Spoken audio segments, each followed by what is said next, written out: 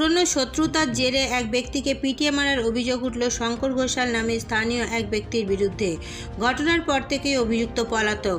ঘটনাটি ঘটে পূর্ব বর্ধমান জেলার 10 নম্বর ওয়ার্ডের অন্তর্গত অফিসার্স কলোনি এলাকায়। মৃত যুবকের নাম শুভাশিস মহন্ত ওরফে কার্তিক। পরিবার ও বন্ধুদের বক্তব্য, শুভাশিস একজন তৃণমূল কংগ্রেস কর্মী এবং বরাবর পরোপকারী। মৃত যুবকের মা মন্দিরা মহন্ত বলেন, শুভাশিস দীর্ঘদিন ধরে তৃণমূল কংগ্রেসের সাথে যুক্ত। বর্তমানে শুভাশিস অফিসার্স কলোনিতে একা থাকে। গতকাল বাড়ি ফেরার সময় শঙ্কর ঘোষাল শুভাশিসের মাথায় রড দিয়ে মারে, হাতের শিরা কেটে দেয় এবং কানে রড ঢুকিয়ে দেয়। স্থানীয় এক টোটো চালক ওকে হাসপাতালে নিয়ে যায়। শঙ্কর ঘোষালের সাথে শুভাশিসের কোনো পুরনো শত্রুতা ছিল বলেও জানায় মা মন্দিরা মহন্ত। শুভাশিস মহন্ত বাবা আমার ছেলে কোনো অপরাধ কিছু করেনি, সকলের ভালো করেছে। এই পার্টি ওর জীবন ছিল, পার্টি করে এমন লোকের নেই যে ইসলামে উপকার করেনি। উপকার তো দূরের কথা, ভাবতেও পারবে। আর আমার ছেলে আমার কাছে কিছুদিন যাবত থাকতো না, ওখানে একা থাকতো। কাল কি হয়েছে ঘটনা, যে সেই পুরনো একবার মারপিট হয়েছিল, সেই রাগ দিয়ে ওর বাড়ি আসছিল, ওকে রডের বাড়ি মেরে ফেলে দেয়। কানের মধ্যে দিয়ে পড়ে যায়, যখন ব্লিডিং হয় তখন ওকে হাত কেটে দেয় শিরা দিয়ে। কানের মধ্যে শিক না কি গুঁজে দিয়েছে, সেই তখন ব্যাস টোটোয় চেপেছে। টোটো এলাকে বলে গেছে যে আমাকে অমুক লোক শঙ্কর ঘোষ মেরেছে। আমি কিছু জানি না বাবা। রাত্রি 1টার সময় ফোন যায়, আমি ফোনে তখন থানা থেকে, আমি একা মেয়ে ছেলে।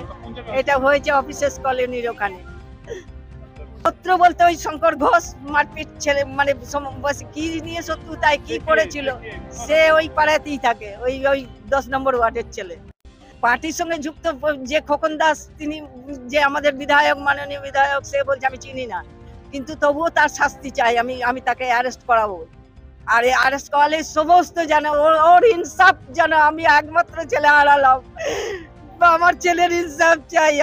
আমি ওই শয়তানের শাস্তি চাই। টোটো চালক সুরজিৎ ব্যানার্জি বলেন, ধর্মরাজ রুটির দোকান থেকে রুটি নিয়ে যাওয়ার সময় তিনি দেখতে পান শুভাশিস মাটিতে পড়ে আছে। তাকে জিজ্ঞাসা করতে সে বলে শঙ্কর ঘোষাল তাকে রড দিয়ে মেরে পালিয়ে গেছে। সঙ্গে সঙ্গে তাকে প্রথমে বর্ধমান থানায় এবং পরে বর্ধমান হাসপাতালে নিয়ে এলে ডাক্তাররা মৃত বলে ঘোষণা করেন।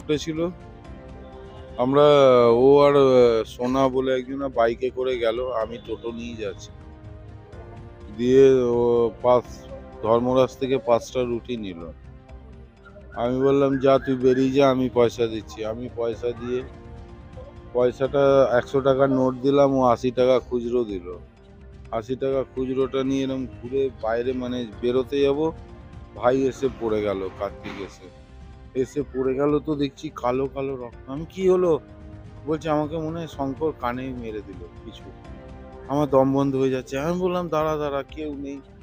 আর যে সোনা এলো, আমি বললাম ধর তোল আমার টোটোতে তোল তাড়াতাড়ি, কিন্তু ও কোথায় চলে গেল। দিয়ে ওই ধর্মরাজের ছেলেগুলোকে সঙ্গে নিয়ে টোটোতে তুললাম, জল দিলাম, দিয়ে হসপিটালে আনতেই ওইখানে পুলিশের সঙ্গে দেখা। আমি থানায় নিয়ে চলে গেলাম, থানা দিয়ে হসপিটাল পাঠালো। ডাক্তারবাবু বললো ইনি মারা গেছেন।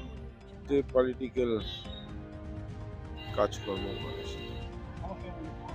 হ্যাঁ, খুবই পরোপকারী ছেলে ছিল। কথা বলেই শঙ্করকে চিনলাম, আমি আর আগে শঙ্করকে চিনতাম।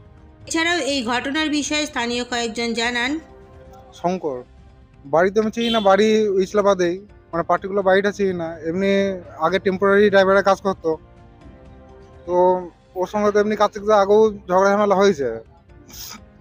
কালকে তো দাদা আমাকে ফোন করছে, যে এরকম রাতের বেলা ফোন করে আমাকে বলছে যে এরকম ঘটনা, ওই শঙ্কর হামলা করেছে কার্তিকদার উপর, তো অভিষেক তুমি তাড়াতাড়ি এসো। যে তারপর খানিক পর থানা থেকেও ফোন করলো, থানা থেকে ফোন করে জিজ্ঞেস করলো।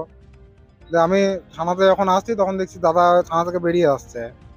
আমি আর দাদা যখন ফিরে আসছি বাড়ির দিকে, তখন 1:50 বাজে, রাত 1:50-এ শঙ্কর ফোন করছে। ফোন করে বলছে যে কেমন দিলাম। আজ তুমি আমাকে রাতে ফোন করছো কেন এত রাতে? বলছে না, তোমাকে তো দেখলাম এত রাতে সাইকেল নিয়ে বেরোচ্ছ, তার মানে কার্তিককে দেখতে যাচ্ছ, যে কেমন মেরে ওকে ঘর ঢুকিয়ে দিলাম দেখো। এইটুকু বলে আমি আর কি করে ফোনটা কেটে দিয়েছি। এই বিষয় নিয়ে রাজ্য তৃণমূল কংগ্রেসের মুখপাত্র প্রসেনজিৎ দাস জানান, আমি ঘটনার কথা শুনেছি, সমস্ত বিষয়টা নিয়ে পুলিশ তদন্ত করছে। এছাড়াও তিনি বলেন, মৃত সুভাষিস তৃণমূল কংগ্রেসের কর্মী, সমস্ত বিষয়ের পূর্ণাঙ্গ তদন্ত হোক, আমাদের দল সবসময় ওর পরিবারের পাশে থাকবে।